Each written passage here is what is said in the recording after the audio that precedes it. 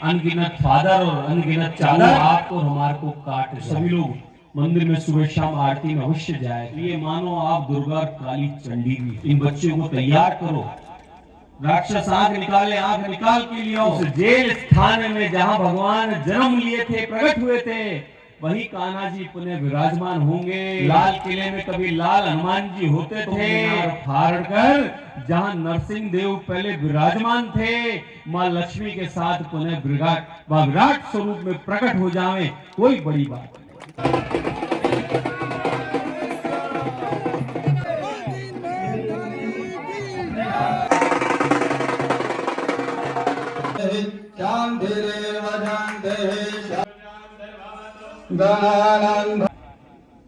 आपको हमारे को अपने धर्म से, अपने शास्त्रों से विमुख करने का षड्यंत्र चल रहा है।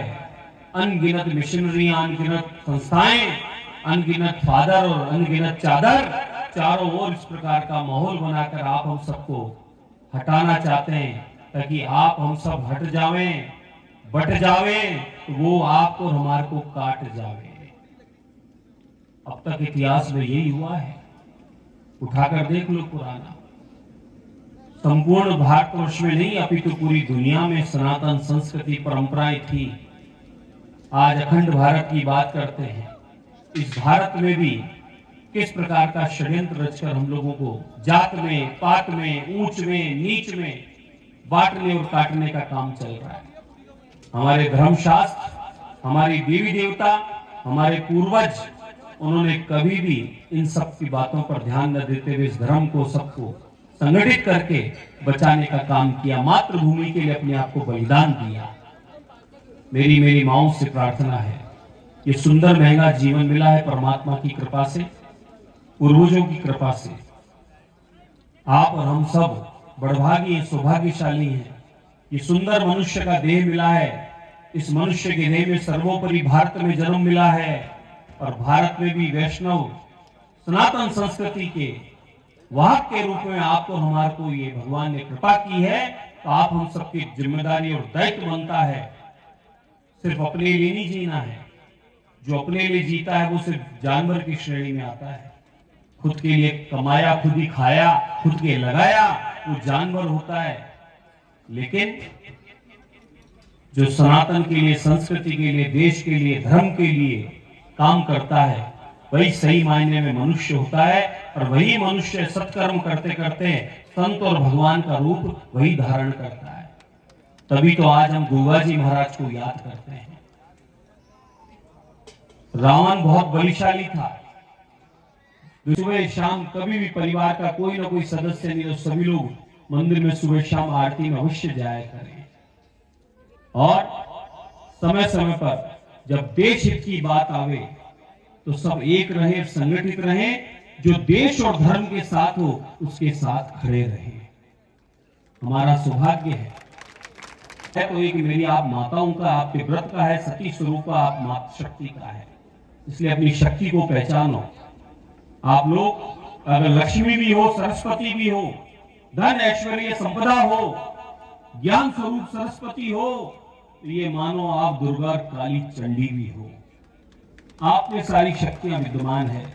इन बच्चों को तैयार करो, राक्षस आंख निकाल के लिए आओ, इनको इतना मजबूत बनाओ, इनकी तरफ आंख देखने की हिम्मत ना हो, उससे पहले दोनों आंख निकालकर बच्चे ले आए। इतना मजबूत बनाओ इनको, मेरी प्रार्थना है आप। और राक्षसी वृत्ति के लोग जो इस धर्म संस्कृति के खिलाफ निरंतर काम करते थे, ऐसे लोग यहाँ शासन करते थे।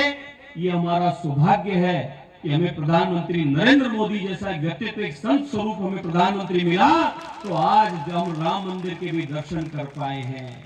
हम ब्रह्म राम सबके भीतर में सम्मानित है, लेकिन वे राक्षस लोग राम जी की बात करने वाले पर कानूनी कार्रवाई और अनगिनत केस लगा दिया करते थे।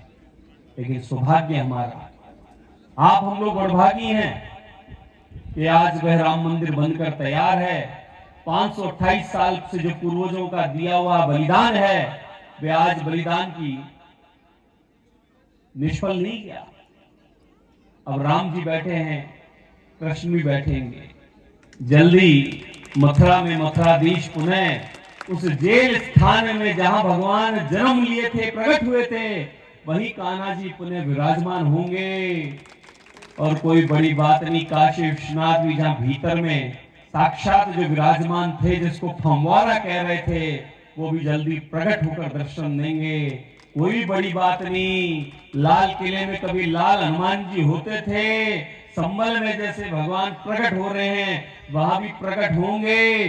कोई बड़ी बात नहीं, ताजमहल में भी जो भगवान देवाधिदेव महादेव विराजमान है वो भी प्रकट हो जाए, कोई बड़ी बात नहीं। और कोई बड़ी बात नहीं, कुतुब मीनार फाड़ कर जहां नरसिंह देव पहले विराजमान थे, मां लक्ष्मी के साथ पुनः विराट स्वरूप में प्रकट हो जाए, कोई बड़ी बात नहीं। ये सब संभव हुआ है